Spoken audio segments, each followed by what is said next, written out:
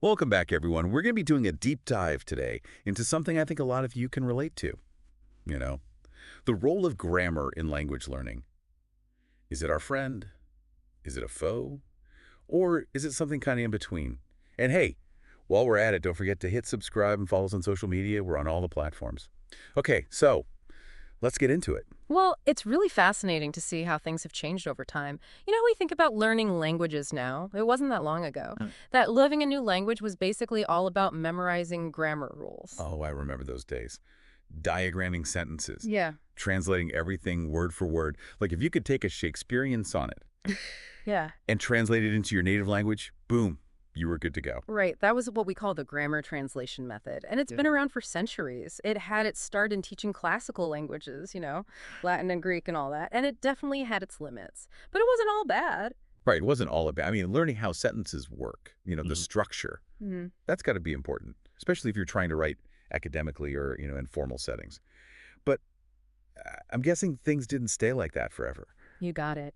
Things started to shift in the language learning world. We had a bit of a revolution, you could say. Oh, Yeah, and a new approach came onto the scene. We call it communicative language teaching, or CLT for short. CLT. Okay, so that sounds a lot less like, dusty old textbooks and a lot more about actually using the language. Tell me more about that. Well, with CLT, it's all about shifting the focus. So instead of focusing on being perfectly grammatical, it's about communicating in real life situations. So it's less about getting every single grammatical detail right Hmm. and more about being able to, you know, order a coffee Yeah, or ask for directions, maybe tell a joke in your new language. exactly. And research started to show that if we put too much emphasis on grammar, it could actually make learners afraid to speak. Oh, wow. That makes sense. Nobody wants to make a mistake, right? Especially when you're first learning a language. It's kind of like stage fright, but with grammar. Yeah, exactly. And that kind of anxiety can really get in the way of becoming fluent. So, if things swung so far toward communication, does that mean that grammar is totally out the window now? Have we declared a full-on grammar apocalypse? Hold on, not so fast. Oh, good. I gotta admit, I spent a lot of time on those verb conjugations. It's not that grammar is completely gone. It's more about finding the right balance. Okay, phew. So what does that balance look like? How do we actually do that in practice? Well, it's about teaching grammar, but in a meaningful context. Instead of just drilling past tense verbs over and over, you could have students tell stories about their weekend. So they're learning the grammar, but they're also doing something fun and engaging. Exactly. Or think about conditional sentences, like if this, then that. You could have them role playing Yeah. different scenarios. Like, what would you do if you won the lottery?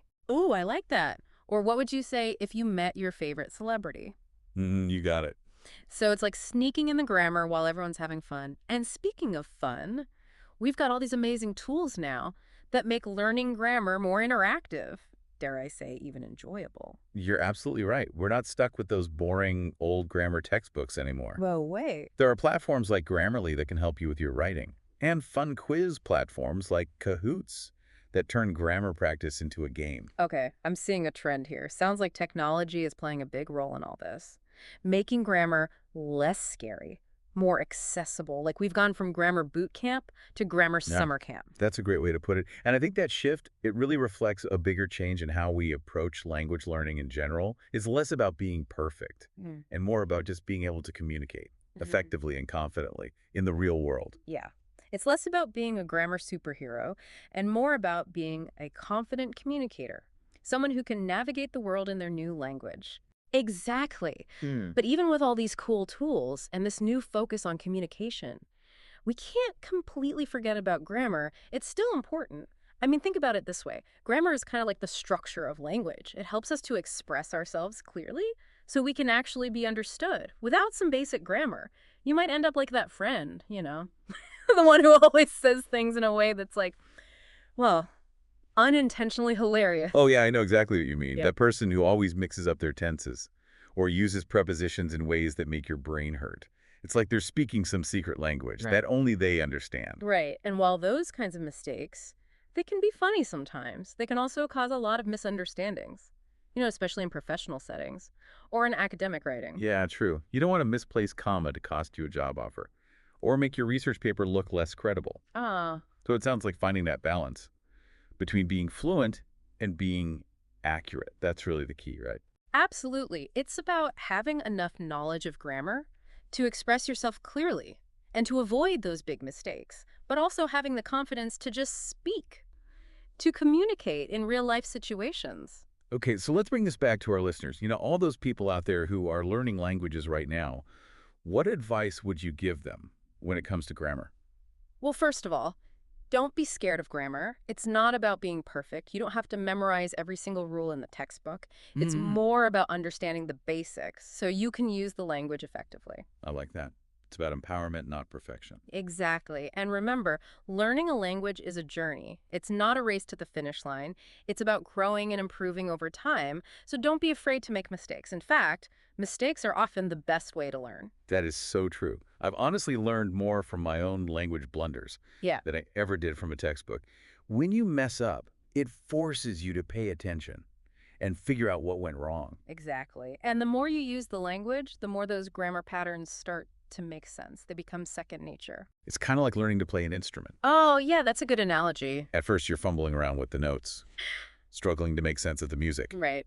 But with practice, it starts to flow. Exactly. And just like learning an instrument, learning a language can be so rewarding. It's true. It opens up new worlds, Yeah. new cultures, new ways of understanding the world around us. Yeah, it's amazing to be able to connect with people from different backgrounds in their own language. So we've talked about how language teaching has changed over time and the importance of finding that balance between grammar and communication and the role technology can play in making grammar more accessible.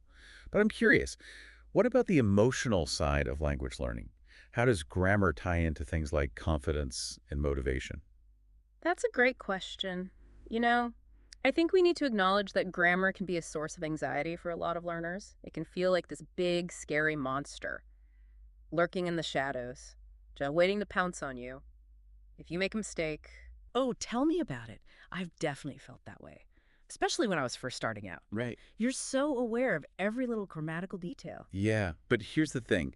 The more you understand grammar, the less scary it becomes. It's like shining a light into a dark room. Once you can see what's there, it's not so frightening anymore. so knowledge is power, Exactly. huh? And with that knowledge comes confidence. The more confident you feel about your grammar, the more likely you are to actually speak, to participate in conversations, and really immerse yourself in the language. Yeah, that makes sense. When you're not constantly worrying about making mistakes, you can relax and actually enjoy the process of learning. And that enjoyment is key. Because when you're having fun, you're more likely to stay motivated and keep making progress. So, how can we help learners get over that initial grammar anxiety and start having fun with language? Well, one thing that can really help is to change the way you think about mistakes. Instead of seeing them as failures, try to see them as opportunities for growth. Oh, I like that. Every time you make a mistake, you're learning something new about the language. Yeah, it's like those fail-forward posters you see in classrooms. Mhm. It's about embracing the learning process, even the bumps along the way. Exactly. And remember, everyone makes mistakes, even native speakers. It's part of what makes language so interesting. It's constantly evolving and changing. That's so true. Language is a living thing. It's not just a set of rules. Right. So embrace the fluidity, experiment, and most importantly, have fun with it. I think that's a great place to leave it for today. Grammar isn't the enemy. It's a tool that can help us unlock the amazing world of language. Well said. While we've been talking about all this, I've been thinking about my own experiences with language learning and how I dealt with grammar. Oh, I'd love to hear about it. Well, when I first started learning languages, I definitely fell into that trap. Putting way too much emphasis on grammar. I was so focused on getting all the verb conjugations right and all the noun declensions perfect that I was almost afraid to actually speak. Yeah, that's really common, especially for learners who come from a more traditional background. You know where accuracy is super important. Yeah, it's true. I remember spending hours and hours just memorizing grammar rules. But then when it came to actually having a conversation, I would totally freeze up. You'd get that deer in the headlights look. Exactly. I was so worried about making mistakes Yeah, that I couldn't even string together a simple sentence. sounds like you were dealing with some serious grammar anxiety. Oh, big time. Yeah. But at some point, I realized that grammar was actually holding me back. I was so focused on the mechanics of the language that I was missing out on the whole point. which is communication. That's a really important realization. Yeah, I started to focus more on just getting my message across, even if it wasn't perfectly grammatical. And you know what? Right. People understood me. And the more I spoke, the more confident I became. That's the beauty of language. It really is.